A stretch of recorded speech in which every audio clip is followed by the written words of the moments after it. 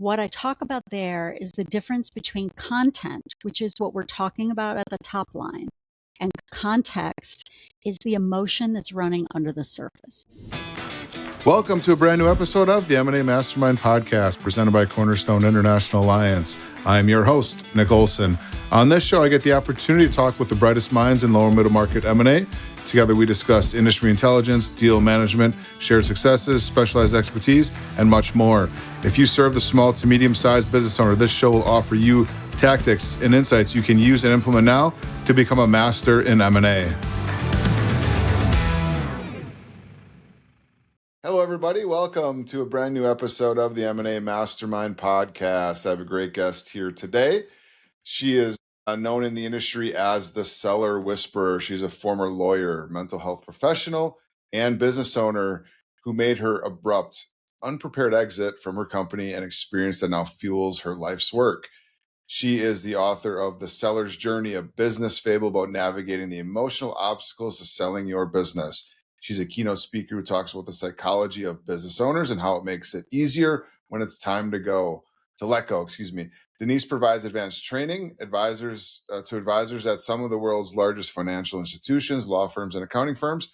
Her philosophy is simple but powerful. It's a transition, not a transaction. Please welcome Denise Logan to the M&A Mastermind podcast today. Denise, thank you so much for joining the show. How's it going? Oh, it's so great. Thanks for having me, Nick. I appreciate it. Yeah, I'm really excited about our conversation here today as, the work that you do is unique and just your perspective and your angle at working with the clients that you work with, this is just a different way to think about it. And I think the work you're doing is amazing. And, for our listeners here today, whether you're an M&A advisor or a business owner, I think your story will resonate with a lot of people. So to start off, I mentioned in your intro, you're the seller whisperer. You're a lawyer by trade, mental health professional, and now you're one of the leading voices on the emotional side of selling a business. So what does the seller whisperer mean and do? Thanks for having me, Nick. So, in so many transitions, the sale of a business, the business owner is going through two things at once. There is the transaction, which is all about the technical aspects of selling the business. And then there is the emotional transition that person is going through. And you think about in all of the other parts of our life, we go through transition with other people. So think about when our last child leaves home. We have language for that, right? What do we call it when the last child leaves home? Do you know? Well, I know you have an empty nest. You're an empty nester. Empty nest, for sure. And so if you think about it, or any of your listeners, you drop your child off at college and you're so happy that you got them there.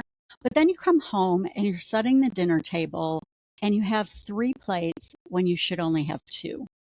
And there's a huge emotional hit that comes. And no one shames you for that you're feeling emotion about this change that just happened. And yet for our business owners, the emotion that comes up around selling their business is something that many professionals either don't understand or wish would get out of the way. And I know for lots of owners, including myself, when I went through my own exit, there are two. Part of what was happening for me is I got what I wanted. No, I got what I wanted. That moment, and for lots of our business owners, we hear it in the industry a lot that their business is their baby. And yeah, for sure it is. And sometimes it might be their favorite child, even over their natural children. It certainly is that kind of transition that I see going on. So I usually come into a transaction through a banker or a wealth manager or a buyer, sometimes a family member, someone who sees that the owner is struggling to let go or is likely to. And I come alongside them and the professional advisors to navigate all of the emotional arc of letting go.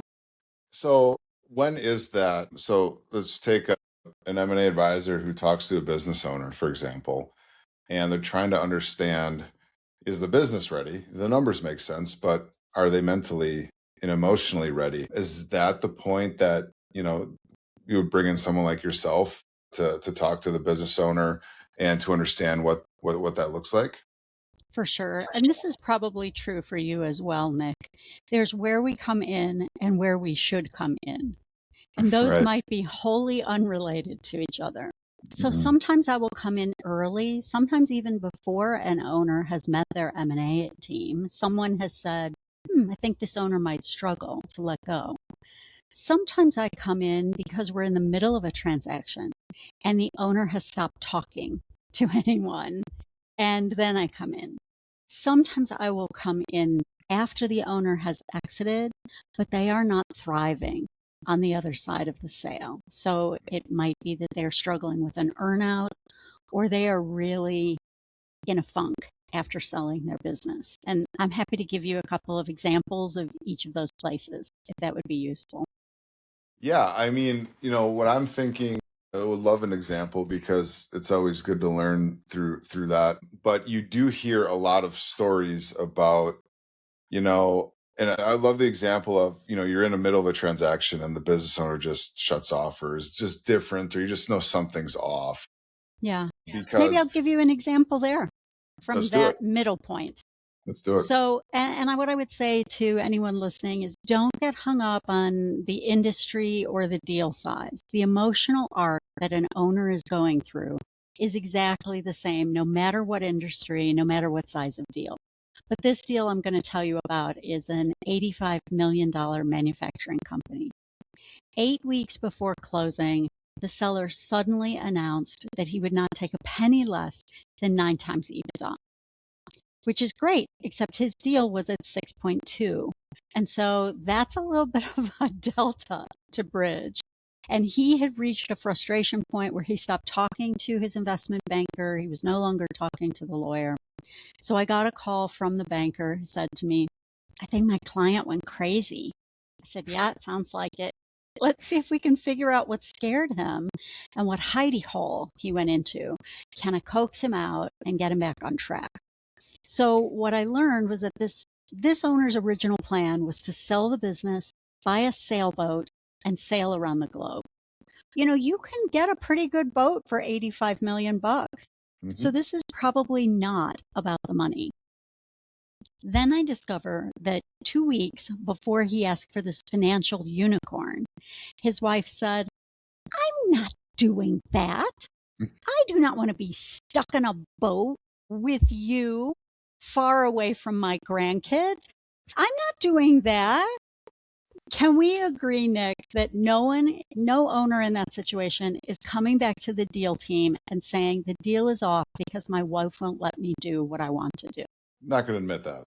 Right. Instead, he asked for something that he knew he couldn't get so that when the deal unraveled, it would be about you, not about him. So once I sorted out what was happening, I did individual work with he and his wife separately. And then I brought them together with a solution where he would buy the sailboat and sail. And every 6 weeks, she would take one grandchild, fly to where he was, and they would do 2 weeks on land building memories with the grandchild. Then she would fly home and he would sail on. Boom, our deal was back on track, closed on time at its original asking price because it was never about what it looked like it was about. Right. Right. Yeah, that's just, you got to kind of peel back the onion there as to, what's really happening, and it's just like that. And the funny part is, I often hear when I tell that story, someone will say, well, why didn't she say that earlier? And what I would say is, if you've been married longer than 5 minutes, you have not said no to every jacked up idea that your spouse came up with, or Mhm. you would not be Right. married anymore, Right. right? You're probably How like, long? yeah, that's great. He thinks he wants that, but that's never going to happen. Right. And then what happened is the closer they got to that moment, the more real it became for her. And one of the things that I see often with advisors is that they're really great at asking questions about the business. But when it comes to the owner and their emotional preparedness, they will ask a question like, so what's your plan for after you sell your business?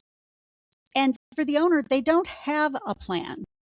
So they will say something like golf, travel, and grandkids. Can we agree that is not a plan? It's not a plan. No part of that is a plan.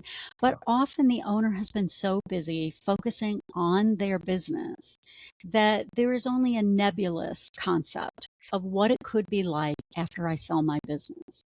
And in this instance, like with lots of clients that I see, yes, he probably did want to buy a sailboat for a long time, and he probably had been talking about it. But I'll bet he hadn't been sailing for very often, and his wife thought, oh, that's probably not going to happen. And what they were struggling with as a couple is a concept called relational grief. So if you think about it, when we get married or when we meet our beloved, we have an idea about what our life will be like now and in the future. And then we have a couple of kids that come in, and we hardly see each other at all. And any interaction that we have is about the kids and the business and what else is happening. And then we start to get later in our life, and we don't actually have a relationship with our spouse, or that relationship is different. We might want different things. We all know that an empty nest is about more than the kids being gone. Often it is also a moment in time where the couple realizes, I don't know you, and I don't even know if I want to know you. And when that starts to rear its head in the background for couples, one or both of them will pull that business back into the mix. And so you could, as the advisor, could be going far down the path. Things are cooking along great. And all of a sudden you're like, what just happened? Someone realizes, I don't know if my spouse and I are going to make it on the other side of this sale. That's not necessarily something that you as the M&A advisor are going to be able to suss out. The unique role that I'm playing in the process is that those are the kinds of things that will trickle to me. And they're not always things about their marriage. It could be things like, I had this happen with a young owner. Like, we think sometimes about owners who are in their 50s and 60s and what they are facing. Often younger owners who are selling are also facing emotional issues like this.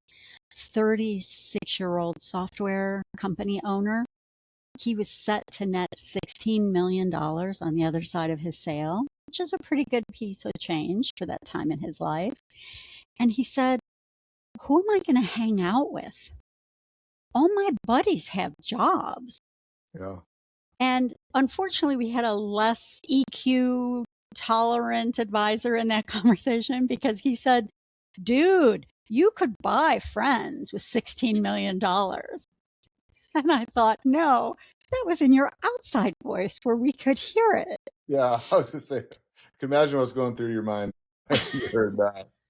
But what happened for the owner in that instance is that very real normalized fear that is happening now goes underground and starts acting out in the transaction like mushrooms that pop up. All of a sudden, your owner has raised some seemingly off the wall aspect. Maybe they've asked for more money, or they suddenly don't like this deal term, or they will say, I need one more year. I have a phrase I use called my syndrome, which is one more year. My. And what an owner is signaling, let's say you're pursuing an owner, you're trying to get them to engage with you, and they keep putting things off for what seem to be, they could be valid reasons, they could just be oddball reasons. Usually what you're seeing is, oh my. And that is a signal that there's something emotional happening under the surface they don't quite know how to solve for. Could be with their spouse, could be with friend, no friends. I don't know how I will spend my time. But they're going to frame almost all of their emotional issues as an economic or transactional issue, because that's the relationship they have with you.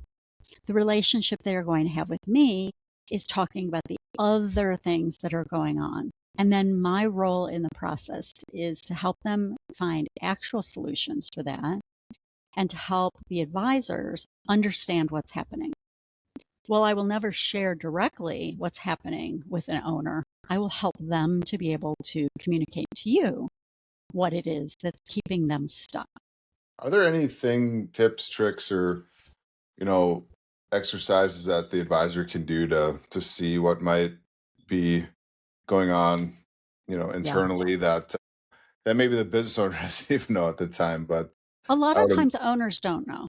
They yeah. don't actually know. So when you ask the question, what are your plans for after you sell the business?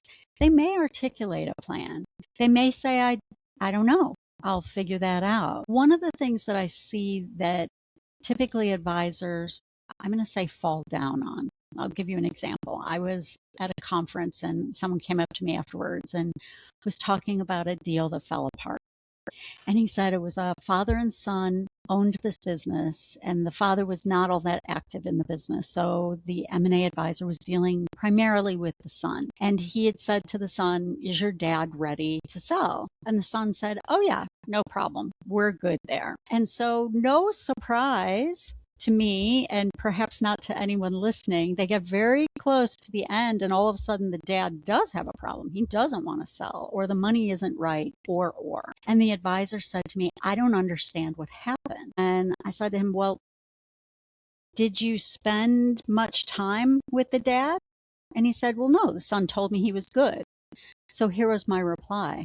If the son told you the financials were good, would you not look at the books? Would you take his word for it? No, of course not. But the reason that that often happens on the part of advisors is because you're focused on your part of the process. And the part of the process that I live in, the messy emotional middle, is not necessarily the place that you're comfortable with. So when you hear an answer from an owner and you're like, oh, good, check, that could be because you don't know what to do with it, or you might be worried if you hear something, oh no, I might not be able to take on this transaction. There's two different dynamics there that maybe pose two different questions. One would be the, business partner, even though they're in the instance of a father son, maybe you got two business partners, or so I'll start there, but I want to go back to the spouse component too. But when there is one business owner who may be the lead or the forefront that you're working with, it sounds like you would highly recommend that you still keep the other one engaged. If you're maybe, how do you do that in a way that it's meaningful, but also, if there's one that doesn't want to be as involved, there might be a reason for that, and the other one's taking the lead. Like, just how do you manage that dynamic to make sure he would have been able to uncover that the dad might have some underlying concerns or reasons that he didn't want to move forward? This is part of our own self reflection as professionals. Am I too worried that I might discover something that I don't want to know? And therefore, I'm willing to accept information from my client because I want this engagement. And I'm convincing myself as the advisor that, oh, yeah, I'm sure he's right, that his partner's on board. Or it's easier to deal with this partner. So I'd rather continue dealing with that partner, and I'm sure everything will work out in the end. I don't know if I'm not going to ask you to nod your head yes or no, whether you've ever been in that situation, but I see it a lot Hmm. where some of the professionals in the process, they just want to sign up a deal. And therefore, the thought, I'll just ignore all of those messy parts and hope they don't rear their head.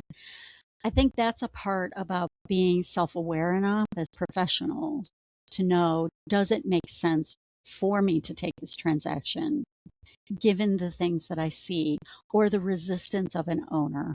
Or sometimes we'll have, let's say the husband is running the business and you say, well, I'd love to meet with your wife. And he says, don't worry, she's not really involved. None of that matters.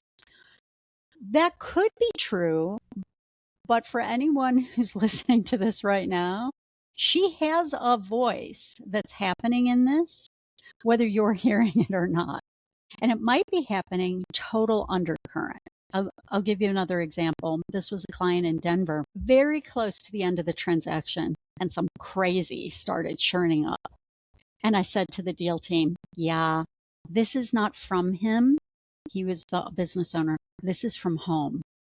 Because at work, he is a bully. He is always involved in conflict. There's always something churning at work. And mama just realized that the bully is going to be home with her full time. And she is scrambling unconsciously. Like this was not even something she was intentionally doing, but there was emotional scrambling happening. How do I stop this from happening? Because the bully is going to be with me all the time. So once that surfaced, I did some individual work with her, but I got him involved in a boxing program. Now, we talked about it being for his social needs and his physical fitness needs, but it also was meeting this bully need for him. Once he locked onto that boxing program, all of her chaos settled down. The deal closed, and he did a great transition with the new owner because he didn't need to be in there metaphorically punching everyone in the snout all the time to get that need met. Can I talk with you a little bit about the needs that we get in our businesses? Yes, absolutely. So for the most part, we talk about the financial, right, the economic and the financial security aspects. When I meet a new owner, the question I ask is, what does work provide for you other than money and financial security? Because we're not selling your business if you're not getting money and financial security, right? You're just going to keep running it or shut it down or whatever. So let me say that question again. What does money provide for you? I mean, what does work provide for you other than money and financial security?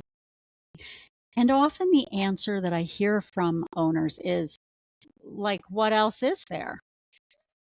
Because we're often really focused on that is the reason we work, for money and financial security. So I will work through with an owner to identify 15 unique things that they are getting from their work. There's no magic to the number 15, but the reason I have used it is because the first 2 or 3, even the first 5 that come up are surface level. So, Nick, what do you get from work other than money and financial security? This episode of the M&A Mastermind podcast is powered by Cornerstone International Alliance, where leading M&A firms come together.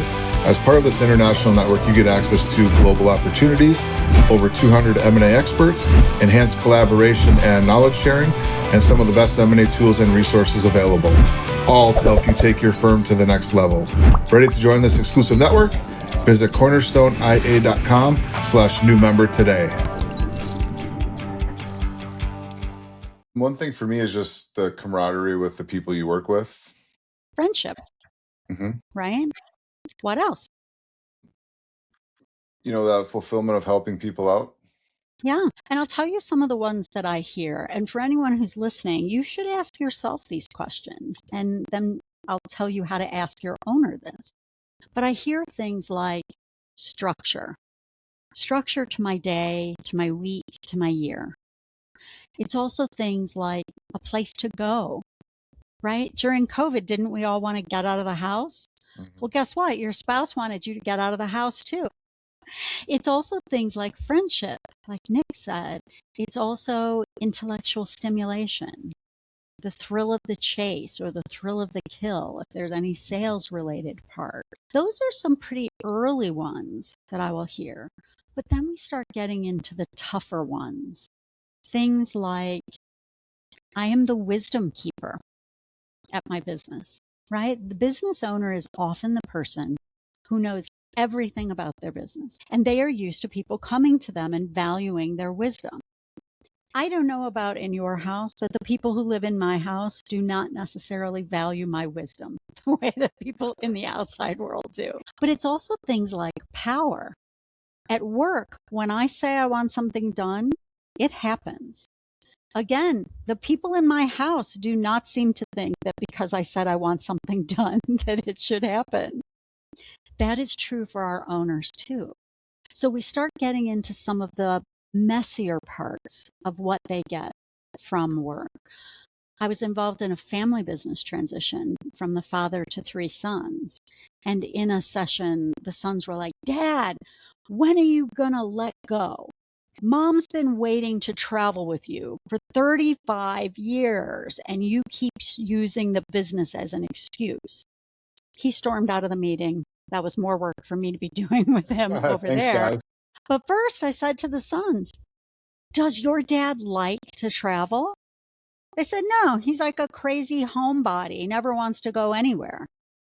And I said, do you see what you just unconsciously did there? You accidentally put in front of him the scariest piece. One of the things that work had been providing for him was an excuse to not have to travel. Because it's way easier to say to your spouse, honey, I'd love to go on that cruise with you, but the business needs me right now. It's much harder to say, I don't think I can stand more than 2 consecutive hours of your yapping. Right? So it's easier to say, I'd love to go, but I can't. There are a lot of things that our owners are getting from their business. And until they can see a way to get those needs met outside of their business, they are probably going to put up roadblocks. And they don't even know they're doing it. Right. You'll also see that an owner will sell and shortly after will try to figure out how close to the line can they come on their non-compete. Can I do this in another company? Can I start this kind of company? What I see happening for an owner in that instance is that they're missing the things they got from work, like friendship, like structure, like power. But they don't know how else to get those needs met in their life. And so their brain tricks them into thinking what they are missing is work, when what they're missing is what they were getting from work. Which is essentially different, right? Yeah. And as an advisor, you could ask that very same question. And I encourage you to ask it of owners when you are meeting with them, instead of asking them, what's your plan after you sell your business? They don't have a plan. That's like asking 5-year-olds, what do you want to be when you grow up? Because what do they know? Fireman, nurse, YouTube expert, right? Whatever. They don't know what else their options are. Right. Instead, ask them this question. What does work provide for you other than money and financial security? I promise you in almost every instance, they will say they don't know or nothing else. So here's how you open that conversation further. Well, I'll tell you something that I get from work. For me, it gives me structure to my week. The owner will go, oh, yeah, me too. And then you would say, what else do you get from work, Tom? And the owner might say, well, I don't know. You could offer one more piece that you get from work. This is not a one-time conversation that you have with an owner. This is exploring over time. And I think that's also part of this is a relationship that we are developing with an owner for them to trust us enough to give us those pieces. What is there a time, from meeting the business owner to the deal closing that might be a little bit more volatile, maybe more issues come up, things to look for? Yeah, for sure. For sure. So a couple of interesting times that I see. One is when they're negotiating your agreement. And I just had this happen with a client 2 weeks ago. The investment banker was very rigid about keeping all the things in his contract. And I'll give you just an example. This investment banker had been at his company for 34 years. And it was part of the pitch that he made, right? I've been here my entire career. You can count on me. You're getting a partner. So the client pushed back on the engagement letter and said, we want a provision in the agreement that if he leaves, we can cancel the contract. And the banker was like, no, I can't give you that. So I called him on the phone and I said, what are you doing? Like, why are you being a numbskull about this? Are you going somewhere after 34 years at your company? Like, are you leaving next week? Give them that. And he said, I can't. If we put that in the contract, it might get out. I was like, what are you talking about? You used it as part of your pitch. Ultimately, the client, for a variety of reasons, that's just one of many issues that were there. The client said, we're going to go back to the market and find a different investment banker. They lost out on a $2 million fee. Wow. With that client because the banker was rigid.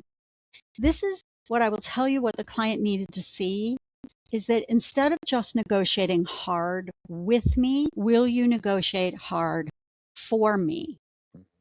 And the client is testing you early on about things like that. You don't have to give away the farm, but are you being rigid just to show them they don't feel like, oh, you're a great negotiator when you negotiate against your client? They actually think that it will be difficult later. Another moment when an owner gets scared is during, and I say scared, they won't use that word, is during diligence. So remember, the owner is used to being the person who knows everything about their business. And I guarantee you that in the diligence process, questions are going to be asked that they don't know. Or they are anxious about, are you going to find something that I did wrong? Are you going to discover something that I was foolish about or just didn't know? And anxiety like that triggers fear. And when fear comes in, it triggers our amygdala, the part of our brain that is always looking for danger. And it will literally flip our cognitive brain off. I'll give you one other point, and then I want to come back to talk a little brain science with you if you're willing. Yeah. So another point is when they are close to the actual exit, because when it starts to get so real, all of these things that I've talked about start percolating up. We know them as the 3 a.m. scaries, right? They wake up at 3 a.m. and they're like, oh my gosh, am I not going to be able to park my sports car in the office garage anymore? I might not be able to do that. I better ask for that. And if the buyer pushes back, they're like, yeah, you know what? The deal's off. When we know that is a small negotiable piece. What happens is the things are churning up. If they don't have a place to offload that emotional distress, it will continue to kick up. So I'll give you a small example of that. Do you know the children's game Chutes and Ladders? Mm-hmm. So I grew up in Canada where it's called Snakes and Ladders, which is a completely nutty thing to call a children's game. But if you think about how the game is played, you spin the dice, you spin the dial or roll the dice, and whatever it says, you move your marker along the board. And then maybe you hit a ladder and you're moving up the board. And then you move up the board and you're like, woohoo, I'm going to win this game. And then you hit a chute, and the chute drops you back down the board. We know as professionals that this happens over and over in deals. But for the owner, when they think, yay, I'm winning, and then they hit a chute, it touches off a very young part in their emotional psyche. And if we're there to catch them and help them emotionally re-regulate, they can continue playing the game and move up the board and maybe hit another chute and eventually make it to the finish line. If we don't help them emotionally re-regulate, what will happen is just like a child, they will flip the board and leave the game. And you've seen it. I've seen it, right? And that is a very normal part. The challenge is, and this is where we'll talk a little brain science, what is happening inside our body is when there is change. Change triggers uncertainty, and uncertainty triggers fear. So fear shows up in our body. I'll use my hand. For those of you who are just listening, you'll have to play along at home. But Nick, play with me here. So hold your hand up. We're going to talk about the thumb as the amygdala. The amygdala is the oldest part of our brain. It's back here near the back of your head. It's actually very deep inside. And it's often called the lizard brain because what its job is to scan the environment looking for danger.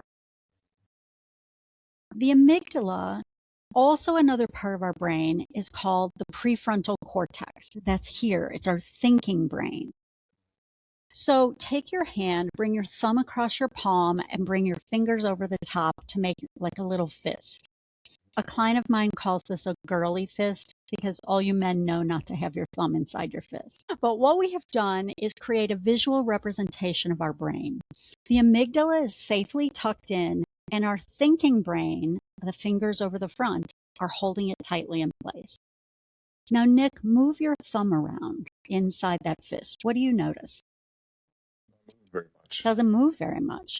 Now, if you move your thumb more aggressively, the amygdala is getting more and more activated. The fingers are looser. That means your thinking brain is less online. And if your amygdala gets activated enough, you will flip your lid. You will literally pop your thinking brain off, and then the deal is all lizard all the time. Like the scared part is running the process. The difficult part is that we cannot talk our prefrontal cortex back online. And anyone who has ever had a toddler or been in a grocery store where a toddler and a mom are having a conflict knows what this looks like, right? The toddler is on the floor or shouting, and the mom is getting more and more upset because her amygdala is probably saying, oh, people are watching me. My kid is out of control. I have to solve this situation. If the mom if she calms her body first and she takes the child and brings the child to her body, the child will attune to that calm and it will settle down. If, however, mom stays all lizard and the child is all lizard, no resolution happens. And we all know who wins, right? Any of us who have had kids or seen it, the child wins. Now, I know enough advisors or even owners who are listening to this call. The solution is not to hold your client close to your chest. Like we all got that memo, right? That's off the list. But it's about understanding what is happening in the transaction that is also scaring the advisor. Because when your owner starts getting scared, I bet most advisors also start getting scared. Oh no, there goes my commission. Or if you're an attorney, you're like, that lawyer is getting the better of me. My client's going to think I'm a dope or I didn't protect them. That's triggering everyone else's thinking brain offline. So one of the first things I do is teach owners and their professional team how to calm yourself back down. And I will do in a deal, I will do what I call an all hands on deck meeting, where I want all of the team members to know what triggers each of us. Not so that we can trigger each other, but so we can watch for it. And I also want to normalize this process so that when someone is dysregulated, when things are starting to go offline, we can call a brief timeout, not because someone's being naughty, but because we recognize something just happened. And I'll bet, Nick, you have been in any kind of a meeting, maybe even at home, where all of a sudden you're like, what just happened here? Mm-hmm. You're having a conversation, it's going well, and all of a sudden, whoops, not at all. What I talk about there is the difference between content, which is what we're talking about at the top line, and content, which is the context. So content is the top line. Context is the emotion that's running under the surface. You might be in a meeting and an owner's amygdala spots a face, a facial expression that triggers an old part of them that realizes that's the face my dad made before all hell broke loose, or when my mother was dismissing me. That's going to trip the amygdala. When I see something like that happening in a process, I'm just going to push the pause button briefly. I'll say, hey, let's take a break. What just happened here? Often the other people don't know exactly what happened, but what I want to get at is what just scared someone or created an emotional reaction. And you know this in your own life. Anyone listening, you know the argument you have with your spouse about why you put the mustard on the wrong shelf in the refrigerator and why that's, how could you? Can we all agree that's not about the mustard? Never. Definitely and not. If you stay top line arguing about the mustard, you never reach resolution. If you push pause and you figure out what just happened, that your spouse is safe enough to say, when you don't put the mustard back, I think you don't listen to me. And when I'm worried you don't listen to me, I think you don't love me and you might leave me. And that makes me scared. Whoa, that's a whole other conversation Yeah. than what does it matter where I put the mustard? Right. Go from mustard to leaving your spouse. That's But that is what's going on in our deals. mhm. That you're talking about a contract term or something about whether the buyer is going to buy the building or not. And what's going on for our owner is all of that. And that's where I live, in there, to help make sure all of that is continuously being addressed so that you can keep dealing with the top line. I had said in your introduction that you had been a previous business owner that's kind of shaped your new life's work and your passion for this and all that. So tell us a little bit about the business that you own and what that was like for you, that experience and what happened. Okay, buckle up. So in my early life, I was a therapist, and then I became a lawyer. And some of you are wondering why I didn't use that good therapy skill to keep myself from becoming a lawyer. And that probably would have been a good use of my skill set. So I built a law firm in Washington, D.C. And when we reached 50 lawyers and 300 support staff, I exited my practice. And Nick, as you said in my introduction, I made a super ugly, choppy exit. This is not what I tell my clients to do. The truth is that I tried to exit my business at least once, close to twice before, and I had brought in professionals who did their jobs, but they did their jobs without listening to what I wanted. So I was ready to leave. And each of those professionals said things like, oh, yeah, but if you just double down and you do 5 more years, you can really make it to this other number. And I tried and I realized I'm burned out.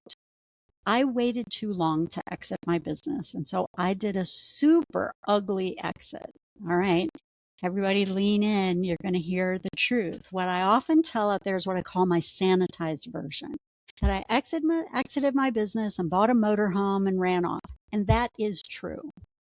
But the part that's in between that is that I knew I wanted out and I couldn't seem to figure out a way to exit my business and still have the approval of the people around me who wanted me to just stay, keep working, you're making money, keep going. So I had been driving to work trying to figure out what angle to hit my car on the embankment to flip it. Not to kill myself, but because part of my psyche was like, I'll bet if I make a big enough mess, I can get out of this thing. People will understand I can get out.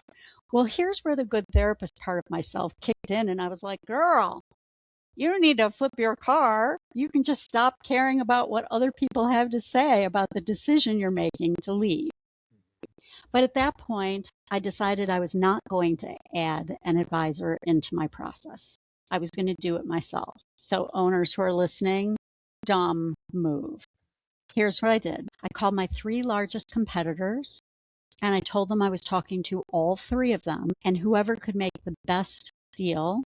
And for me at that time, the best deal was they would take all of my clients, they would take all of my employees who wanted to go, but they would let go any of them who didn't want to go and let them take clients, and they would close within 1 month. That firm would be the winner. Friends, that is a screwed up way to make your exit. Please don't do what I did. But what I will tell you is that I got what had to happen for me, which was I let myself out of a business that I was ready to exit. And I made sure that my clients were safe and my employees were safe and those who wanted to continue on could do so. What I realized is that in that process, I needed someone to come alongside me in the way that I now come alongside owners. Because the professionals who are around me, great deal makers, but they completely ignored what was important to me as an owner. They couldn't hear it because it didn't fit with their worldview. They couldn't hear it because it didn't fit with how they wanted to run my process. And so I did exit my business. It merged with a large Baltimore firm, and I'm so grateful that everyone went there. And I did buy a motorhome, and I took off.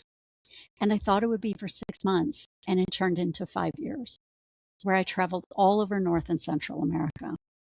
And that is a conversation that we could have a beverage over. Yeah. And that. And one of the things that I see that's so valuable in this process is that there is a way an exit, I'll say, I'm going to put should in air quotes, look, but that is not necessarily the exit that the client that is in front of you needs. And can we have ears to hear as advisors to understand what is right for that owner at that time in their life? And are you the advisor who can help them get there? And there's no shame in saying that's not a deal I want to do, whether that's an owner or an advisor, to say that's not the way I want to do it. I took a call a little before Thanksgiving last year from an M&A advisor in California, and he had worked 5 years to get this owner to sell. And many of you know, like, this is a long process. You start a conversation with an owner and it takes a long time for them to sign up. So they had just closed. 5 years he worked on getting this deal over the finish line. And 3 weeks later, his client took his own life. And the advisor was calling me to say, did I miss something? Did I cause this? Of course, he and I did some very deep work about that. And he did not cause that. But I think it's a really important reminder for all of us that we are so lucky to be invited into an owner's life when they want to sell their business. And we are changing their lives. And I believe that we have a duty to do well and in a way that doesn't cause harm. And as we've talked about, there are lots of different things that an owner is getting from their business. Yes, they are getting money. They are getting financial security. But sometimes the best, the air quote, best deal out there is not the best deal for that owner. Does it make sense for an owner to have an extended earnout? Is your client someone who can survive an earnout? And I'm not talking about taking their life. I'm saying, are they the kind of person who can do that? For me, I don't like to drive the car when my spouse tells me where to turn. I find that offensive. And some of you listening might find too. And so I would not be good in an earnout situation. Are we thoughtful enough about what that is to help make the best deal for our client based on what's good for them, not just what's good for us or what the market says is the best exit? It's great advice, and I love your examples. I have one last question, Denise. What as an M&A advisor, what can we do? What can we look for? What can we, because every business owner is different, every deal is different, every company is different. So there's a lot of variables that are going around. Especially, I love that you say, take it, don't kind of have your blinders on with, I need to close this deal because I need a commission. I mean, that's great, but let's be honest, a lot of people do operate that way. And and it's tough. You're working for many, many months, not really getting paid until the successful exit. And it's a difficult situation. But I think if you're doing yourself and the business owner a disservice if you're not being aware of what's happening around them and what the real reasons are, to help avoid that or help bring that up and talk about it, because avoiding it's not going to help, right? You got to talk about it and bring it to the forefront and then work towards it. What can we look for, and when can we bring in a professional like yourself to help when we're maybe uncovering a couple of issues or underlying things that might affect the deal and the business owner? Gosh, those are both really great separate side questions. I'll tackle the first one first. It is important to have someone who you are talking to who can help you process what's happening for you in the deal. And I often do that with the advisors in a process that I'm involved in. It is perfectly normal as the M&A advisor to be thinking, he's about to kill this deal and I'm not going to get my fee. That is a normal human experience. You got to have somewhere to process that isn't someone in your firm, because often your firm has the same goal, right? We got to get this deal closed, and they are going to pressure you. It may or may not be another M&A advisor. You can always call me and I will I happily talk lots of professionals off the ledge when that happens because it's real and your client is feeling it. Just so you know, they also know that you're feeling that and they can feel the pressure. There's a reason why a sales funnel is called a funnel because it's designed to be squeezy and push you down. Your client can tell when you are squeezing them and forcing them towards something. That is a place to take yourself out, talk to someone else who can help you reground to why are you doing this work?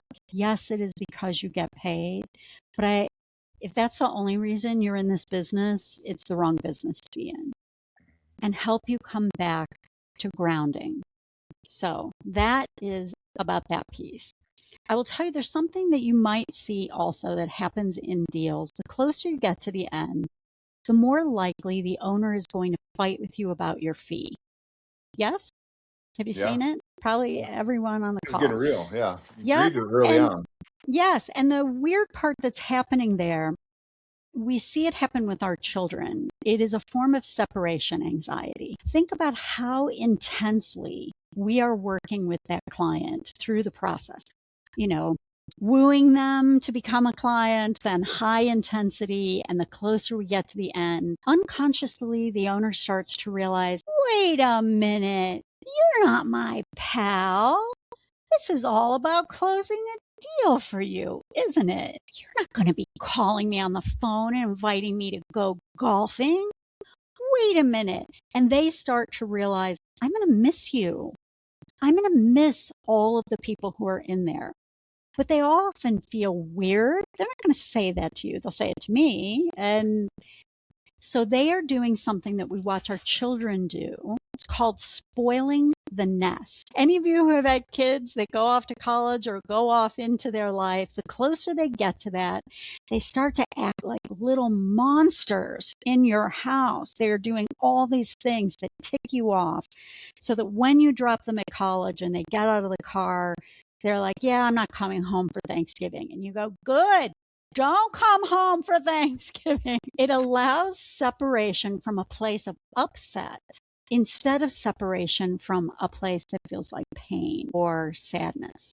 So early on, I talk about that with advisors and with owners so that when it starts to raise its head, we can talk about it instead of acting it out by them trying to press you down on your fee and squeeze you out as a way to shove away from you. Excuse me. And as advisors, we want to have a slower off ramp with them. Instead of, great, the deal is done, we did our party, see you never. Because for the owner, they feel like they plunged into a black hole. Excuse me. You're right. So if we plan a little bit of an off ramp with them where we're not going to see them all the time, but that is also a place where I might stay on with an owner. This leads me to the second half of your question, which was, how do you introduce me? Where do I come in? So I typically, like you, we like to come in early. When I come in early, the best, easiest introduction is to say to them, you know, selling your business is a tumultuous process, and everyone is going to be focused on the transaction. Let's make sure there's someone who's focused with you on the transition. That's a very easy conversation. And I will tell you that I typically do a couple of calls with a client before I decide to engage.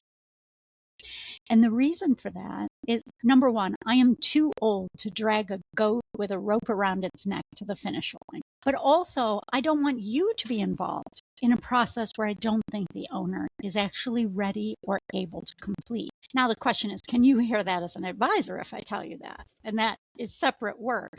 I did that with this was a business broker. He had a client who he had brought 3 buyers to, and she had rejected each of them. And I had one call with her, and I realized, oh, yeah, she's not going to close.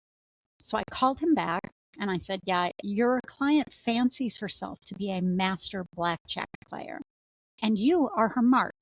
You could bring her 20 deals. She is never closing. And so 3 years later, I ran into him at a conference, and he was still working that deal. And I No said way. to him, I will give you 3 free hours of my time to figure out what is wrong with you, because this is no longer about your client. She is doing exactly what I told you she was going to do. You are the one who can't let go. So can you, as an advisor, know when it's time to let go? Yeah. There. If you are introducing me at a time when things have already gotten chaotic in the process, that is a more nuanced introduction, because no one likes to feel like they were naughty and just got sent to the guidance counselor's office.